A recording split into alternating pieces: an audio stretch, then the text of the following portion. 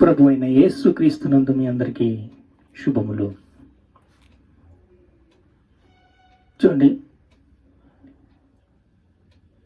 సామెతల గ్రంథం 20 అధ్యాయం 22 వచనము, యెహోవా కొరకు కనిపెట్టుకును, ఆయన నిన్ను రక్షించును. యెహోవా కొరకు కనిపెట్టుకుని ఉంటే ఆయన మిమ్మల్ని రక్షిస్తాడు.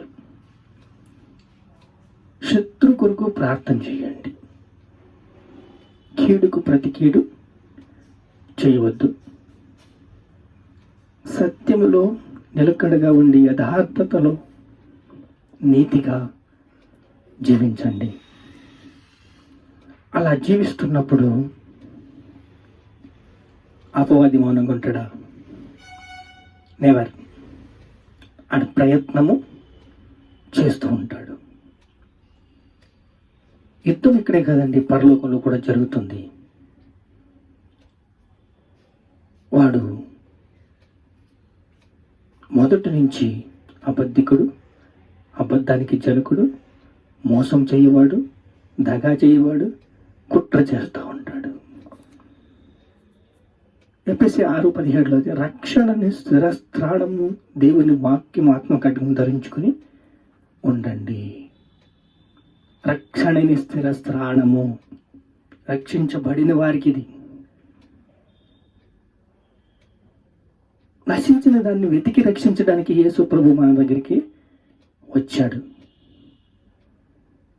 మానవ శరీర రూపంగా వచ్చాడు, శరీరం దాల్చుకుని వచ్చాడు. నశించిన దాన్ని వెతికి రక్షిస్తున్నాడు. అలా రక్షిస్తున్నప్పుడు మనము అపవాది తంత్రాలకి మనం ఏం చేయాలంటే రక్షణ అనే స్థిరస్త్రాణము ధరించుకోవాలి. దేవుని వాక్యము ఆత్మకటకము ధరించుకోవాలి. దేవుని రక్షణను అంగీకరించాలి. రక్షణ పొందుకోవాలి. రక్షణ పొందుకోవాలి అని ఆశ కలిగి ఉంటే కాదు, దాన్ని అమల్లో పెట్టాలి. కొంతమంది పాస్టర్ గారు సిద్ధపడమ్మా, ఇంకా సిద్ధపడమ్మా, ఇంకా సిద్ధపడమ్మా. నిజమే, సిద్ధపాటు నిజమే. ఇంతమంది గుట్టుకంటే అంటే కఠినంగా ఉండకూడదు. వాళ్ళ పట్ల భారంగా ప్రార్థన చేస్తూ వారిని, వాళ్ళు ఏమంటారంటే ఈ వారం కాదండి, మళ్ళీ వారం, మళ్ళీ సంవత్సరం, 2 సంవత్సరాలు పోనీయండి, ఇలా టైం వేస్ట్ చేసుకుంటా ఏమంటున్నారు? యెహోవా కొరకు కనిపెట్టుకును, ఆయన్ని నిన్ను రక్షించును.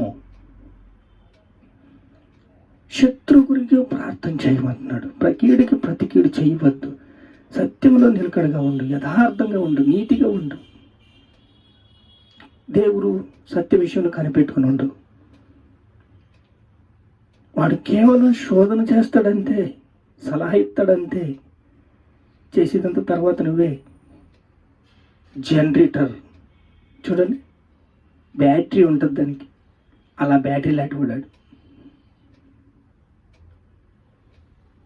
అంతా దేవుడు దేహాన్ని మనకి ఇచ్చాడు. ఆ దేహాంతో మనం ఎలా నడుచుకోవాలో జ్ఞానం ఇచ్చాడు. వాడు చిన్న చిన్న పొట్టు లాంటి వాడు. పాపము చెయ్యమని వాడు బలవంతం చేయడు, కానీ ప్రేరేపణిస్తాడు. అక్కడే మెరికలు ఉంది. అప్పుడు వాడు కేవలం శోధన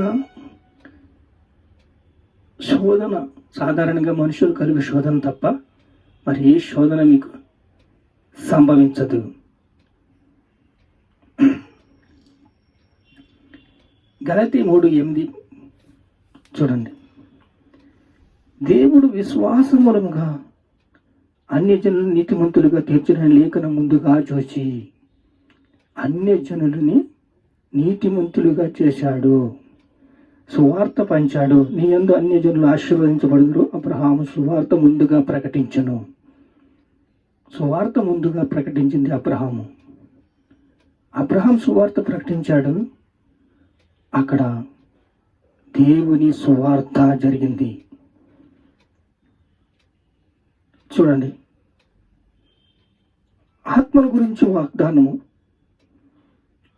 ధర్మశాస్త్రం యొక్క శాపము నుండి విమోచించబడ్డారు. మ్రాను మీద ఎలాడిబడి వారికి శాపము, మీ శాపం అంతా కూడా యేసుక్రీస్తు మోసాడు. మీకు రక్షణ ఆనందం మీకున్నది, రక్షణ సంతోషం మీకున్నది, రక్షణ సమాధానం మీకున్నది, రక్షణ కృప మీకుంది, రక్షణ దీవెన మీకుంది, రక్షణ అనుగ్రహం మీకుంది.